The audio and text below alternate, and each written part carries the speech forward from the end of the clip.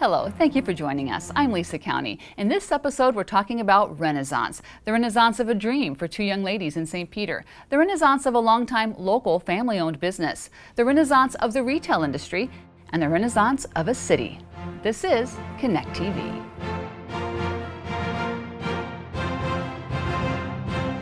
We begin with two ladies who are both fun and fashionable, and they happen to own the Frey Salon, which fits right in along St. Peter's eclectic main drag. We are sitting in the beautiful Frey Salon in St. Peter with the owners, Emily Shopper and Ashley McGowan. Thanks, ladies, for inviting us in today. Thanks for coming. I mentioned it's a beautiful building, and it really is. Let's first talk about how you found this building and what you've done with it. My husband and I started this process probably back in February or March of last year, and every time we would go with the realtor to look at something, someone else had already popped in or someone else was taking over ownership. In July, I finally got a phone call, actually about a year ago, and they're like, there's a building, we think you're gonna love it. It's right on the corner of 169, it's next to the Capitol Room, and I'm like, well, say no more. I think I know the building you're talking about. Ashley actually came over and walked in, checked things out a little bit, and she's like, yeah, I think it's gonna work. From there, it just kind of went. It's a unique look from the outside for a salon because it's so historic, has a lot of character, and I know on the inside you tried to maintain some of that character. We walked in and the stairs were beautiful to go up, and then we came in and we saw the dome and the pillars and the big windows and the big trim. It was awesome to kind of collaborate and create this really amazing space. It is an amazing space, and we should let folks know what you do here. So we are a full Davines concept salon, and we do cuts, colors, we do Great Lengths extensions, we offer manicures, pedicures, gel nails. We also offer body waxing, eyelash extensions. We do makeup applications. We specialize in diva cuts now, so Yeah. we specialize in curly hair. So Yep, we have it's two girls that really can- unique for this area too. And also we'll be starting facials soon, in a couple weeks. And we started off this interview talking about this beautiful building. Now let's end with talking about the location here in St. Peter. How happy are you to be in this eclectic, wonderful community of St. Peter? For years, St. Peter was just kind of a small town, but now, you know, you have the brand new high school, which is amazing. River's Edge is putting on a huge multi-million-dollar addition. Gustavus with that academia right in town. And then you have so many small business owners that have made it for so many years. We love to go to River Rock, grab a cup of coffee, go to Generations, the Refinery, Nutters, you know, all these small businesses right in town. They've been here for years. They all say the same thing. St. Peter needed you so badly. And, you know, we say back to them, we needed St. Peter too. Up next, a man who's taken his childhood job and turned it into a franchise opportunity, Marvin Kotke of Spring Touch. And I'm joined now with Marv Kotke with Spring Touch Lawn and Pest Control and here in St. Peter. And Marv, I know you've been doing this a long time. In fact, let's start about how you started this business. Well, I started out mowing lawns when I was in junior high, and I had a little John Deere tractor and a wagon, and then I would just go from yard to yard. I was just a neighborhood lawn mowing boy. I went to college in MSU, and that's when I got my pesticide license, and I went into business management and then horticulture, and I just continued to grow, and so it's really the only job I've had in my life. And I mentioned that we are in St. Peter, which was a change of location for you from about 3 years ago when you were in North Mankato. So why did you make the move, and how do you like it here? I love St. Peter. It's been just fantastic for us. Fortunately, there was a building available in St. Peter, which was much larger. We went from 8,000 to 40,000 square foot building, and from 3/4 of an acre to 5 acres. So it's a huge growth opportunity for us, and it's been great. So what services do you do here at Spring Touch? We'll offer lawn pest and irrigation. So the lawn care side is where we fertilize, spray lawns for weeds, aerate lawns, and then we do the pest control, which is mosquito, flea and tick, and then we also install sprinkler systems and we maintain them. Yeah. And now, I think the big news here is you want to share this opportunity with others by doing some franchising. So let's talk about how that idea came to be, because it's brand new. Yeah, actually, back 30 years ago when we changed our name from Mars Lawn Care to Spring Touch, and I wanted something that I could eventually franchise. So the dream was way back then. I never thought it would take 30 years, of course, to get there, but it did. And fortunately now I have the right people in place that can help us take us to the next level. And something I know that you're really proud of is this truly is a family-owned locally owned business. So talk about the importance of that to you. It's fun to go to work every day, be with your family members. We not only work hard together, but we even play harder together. So we enjoy traveling and seeing the world together in the winter months. Okay. What would you say to other Marvs in junior high that are starting their own little entrepreneurial business? What would you say to them to maybe if they want to pursue their American dream? There's so many opportunities out there, and I would definitely educate yourself. Make sure you network with other people.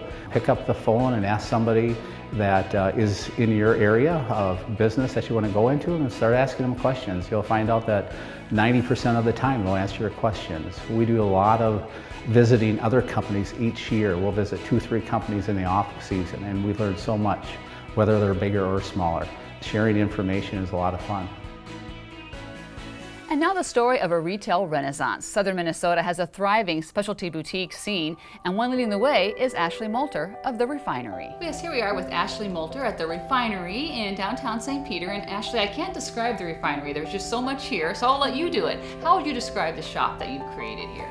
I would say The Refinery is a little bit of everything. So we have a huge focus on women's clothing, gifts, home decor, accessories. We do all shapes and sizes. We're always changing our displays, our environment. We do events, always doing something fun and different. So we're in your flagship shop, which is here in St. Peter, but you've expanded since opening a few years ago. Talk about your new locations and most importantly, a new partner you're bringing on board. Yes, so I'm so excited. We've been open for about 2.5 years. So we have locations in New Prague, Chaska, and our recent location, Minneapolis, and we couldn't be happier. They're all fantastic locations that are growing and thriving, which is great. And then I have a brand new partner, which I couldn't be happier about. Krista Morneau, who is the wife of former baseball player Justin Morneau, is the new co-owner of The Refinery. So it's very exciting times. I can't say enough about their family and just her drive and passion for small businesses. That's great. And her family is similar to yours. You both have large families, and you have 5 children. She has 4 children, so a baseball team, as you joked. Say that, yeah. So how do you do it all, juggling a large family and running a business?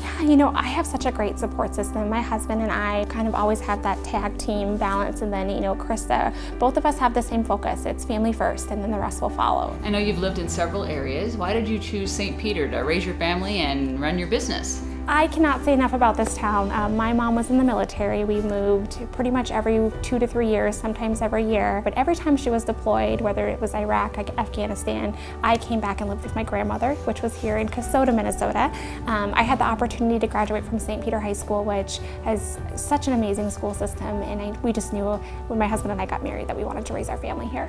Well, lots happened in the last 2.5 years. What do you think is next? It's funny because we are actually opening an ice cream shop next door. So we will have kind of that general mercantile feel. We'll have an ice cream shop, we'll have old pops, candies, that kind of feel. And then a lot of our gifts will be focused on that side.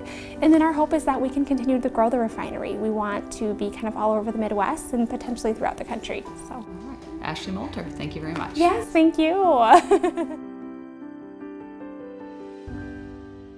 And now a quick word from our sponsor for this episode, Eide Bailly. Here we are in the Mankato office of Eide Bailly with tax partner Heather Tilgis. And Heather, boy, a lot of tax reform legislation coming down over the last few years.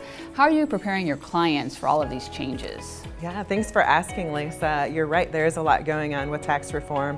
The Tax Cuts and Jobs Act actually affects all taxpayers, and with the new law comes additional complexity. So we're working with our clients to model multi-year analysis and identify how they can deploy resources and implement strategies that can save them time and money in the future. I think your key phrase there was working with clients, because you are a top 25 CPA firm. You're large enough to have that expertise, but you're very client-centric, aren't you? We are. The client is at the center of everything we do, and our approach really is client-focused, and we take a holistic approach to understand the client's business and understand their goals, and then we work with them as part of their management team and advisory team to really accomplish their goals. So Heather, how will a business know if Eide Bailly might be a right fit for them? That's a great question, Lisa. I think sometimes Eide Bailly is perceived as too big, but the reality is that mid-sized companies are where we specialize. And where should they go to find more information about tax reform or about Eide Bailly? They can check us out at eidebailly.com/tax-reform.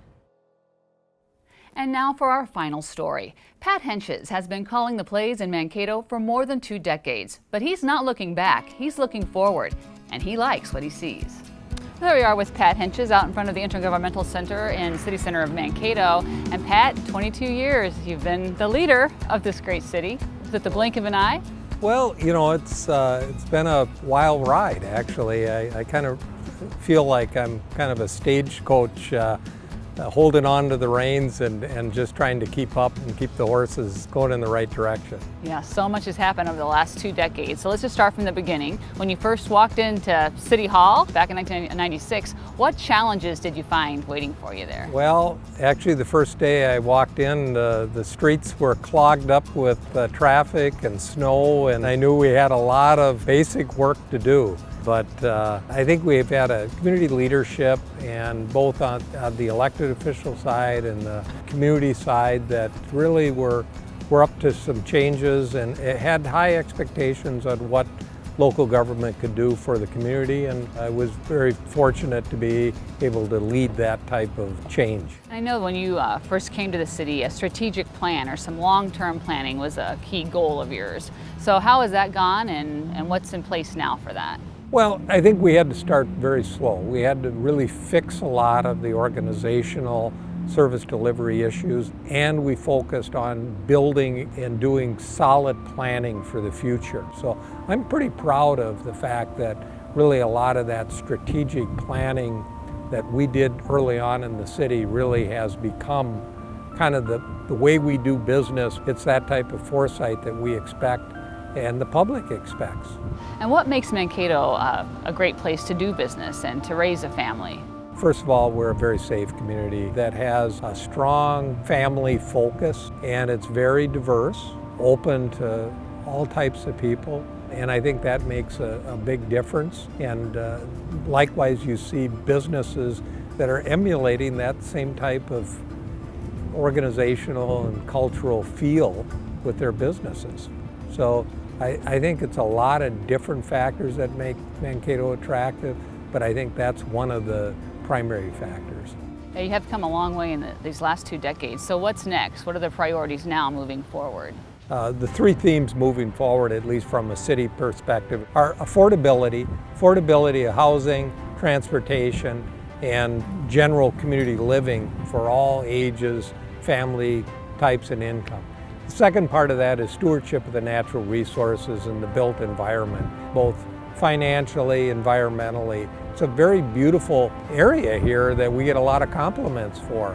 And then finally, there's a lot of community building, whether we talk about Franklin Rogers that we just completed, or Riverfront Park, access to the river, and the Art Walk. And those types of projects are very attractive to families and individuals coming to work in this community, and we have to continue to build on that.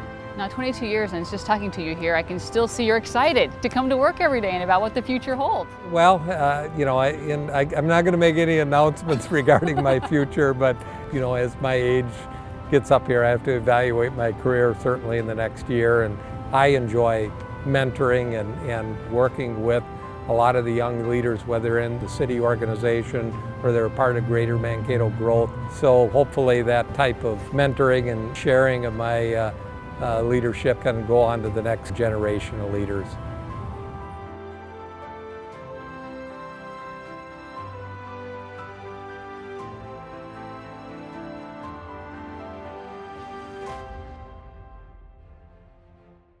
And those are the stories of just some of the folks leading the Renaissance in southern Minnesota. Thank you for joining us for this episode of Connect TV. We'll see you back here in September.